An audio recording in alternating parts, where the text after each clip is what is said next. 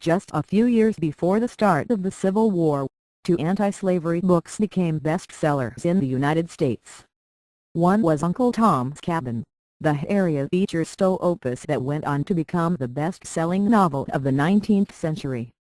The other was a memoir with a mouthful of a title, 12 Years a Slave, narrative of Solomon Northup, a citizen of New York, kidnapped in Washington City in 1841, and rescued in 1853 from a cotton plantation near the Red River in Louisiana. 12 Years a Slave, successful enough to prompt multiple editions before falling into obscurity after the war, was rediscovered by scholars in the 1960s and has now been transformed into a wrenching, soul-stirring film from British director Steve McQueen.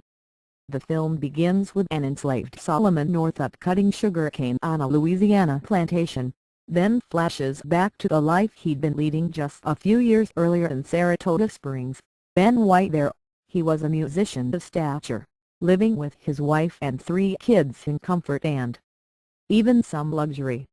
The free black family in a state that did not allow slavery, they inhabited the world of learning and culture. In fact, it's Solomon's talent as a violinist that leads to his downfall. He accompanies 2 men to Washington for what he thinks is a fiddling job, only to have them get him drunk and betray him. New York has laws protecting its African American residents.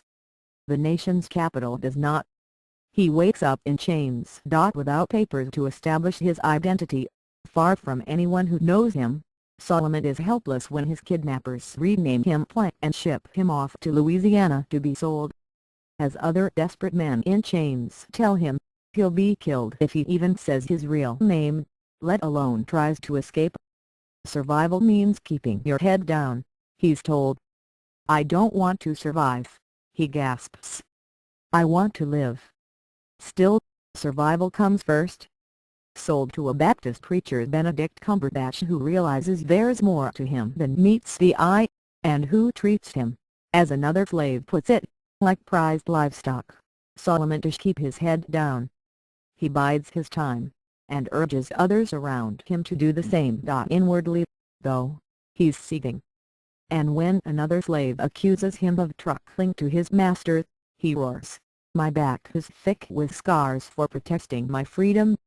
McQueen keeps those scars, and the brutality that creates them, front and center in 12 Years a Slave, with incidents that scald, and searing supporting performances, particularly from Michael Fassbender, star of McQueen's previous art house films Hunger and Shame, as a sadistic but strangely conflicted slave owner.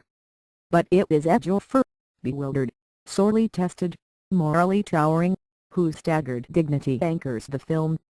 John Ridley's script brings both historical sweep and an urgent intimacy to Northup's story, no small accomplishment. Rife with visceral beatings, multiple lynchings and an almost casual air of psychological cruelty, 12 Years a Slave is anything but easy to watch, but it is powerfully moving.